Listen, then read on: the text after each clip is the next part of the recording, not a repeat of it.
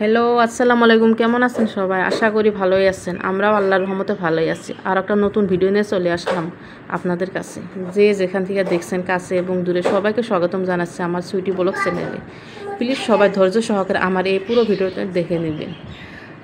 আজকে রাতে রান্না করব মিষ্টি লাউ দিয়ে মাছ। তাই লাউটা কাটে নিলাম, তারপরে পেঁয়াজ মরিচ কাটে নিলাম। কি রান্না করব ভাবতেই পারছিলাম না। তারপরে দেখি ঘরে মিষ্টি লাউ আছে, ফ্রিজে মাছ আছে। তারপরে ভাবলাম যে ভাবা সে কাজ। তারপরে তো কাইটেও নিলাম, পেঁয়াজ মরিচও কাটছি আর হাজব্যান্ডের সাথে গল্প করছি। আজকে রান্নাবাড়া করতে রাত হয়ে গেল। রান্নাবাড়া মিষ্টি লাউ কাইটে নিলাম, তারপরে পেঁয়াজ মরিচও কাইটে নিলাম। কাইটে নিয়ে রান্না করব। আপনারা দেখেন কেমন করে রান্না করি মিষ্টি লাউটা। আমি সবারই তো রান্নাবাড়া এক না, আমার নিয়ম বেলেগ, আপনাদের নিয়ম বেলেগ। তারপরে দেখেন রাত হয়ে গেছে, জলদি জলদি করছি। পুরো ভিডিও তো দেখাইছি না, অল্প অল্প করে দেখাবো, 4-5 মিনিটের ভিডিও। মিষ্টি লাউটা ধুয়ে নিব, ধুয়ে নিয়ে বসাবো। দেরি হয়ে গেছে আজকে।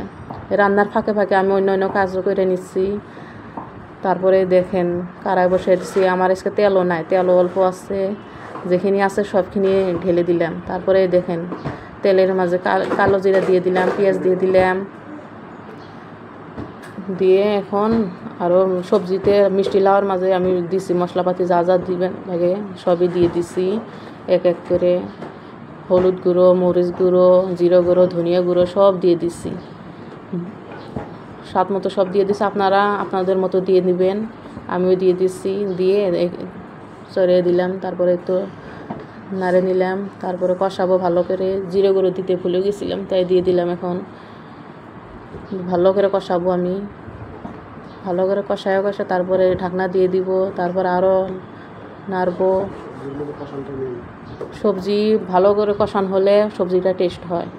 সবজি ভালো কষান না হলে ভালো লাগে না খাইতে। ভালো করে কষাইলে সবজিটা ভালো লাগে। তারপরে দেখেন রান্না করে দিয়ে আমি অন্য কাজও করে নিচ্ছি। একটা কড়াই ছিল, কড়াইটা মেজে নিচ্ছি। অন্য কাজ করছি, একটাই ছিল, তো এইটা করে নিচ্ছি আমি। লাহে লাহে কাম করছি। ছেলেটা ঘুমাইছে আমার, শব্দ হলে আর উঠে যাব, তাই একদম লাহে লাহে কাম করছি আমি চুরি করে করে।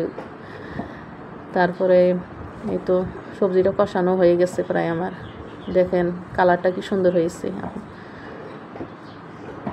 নতুন কড়াইতে বানাইছি না, আরও কালারটা সুন্দর আছে। তারপরে এই যে গাখির দিয়ে গেছে, গাখিরটা আমি ঢেলে বসাই দিব জাল করতে। কারেন্ট আছে, কারেন্টেই দিব, ইন্ডাকশনে দিয়ে ফেলে এবার সবজিটা নেড়ে নিব। এই ঝোল দিয়ে দিলাম আমি, এখন কষানো হয়ে গেছে। তারপর এখন ঝোল দিয়ে দিয়েছি, অল্প করে মাছ দিয়ে দিব। মাছ আমার কষানি আছে, ফ্রিজে থুয়ে দিয়েছিলাম, আরেকদিন আনছিল শোল মাছ, তাই আধাখিনি আরেকদিন বানাইছি, আর আধাখিনি থুয়ে দিয়েছিলাম ফ্রিজে। তাই আজকে আরও কোনো নতুন করে জাল দিলাম না, মানে সবজিতে দিয়ে দিলাম। লাস্টে জিরে গুঁড়ো দিয়ে সবজিটা অল্প ঢেকে দিব, দেওয়ার পরে সবজিটা হয়ে যাব। আপনাদের দেখাবো লাস্টে কেমন হচ্ছে। এই দেখেন সবজির লুক কত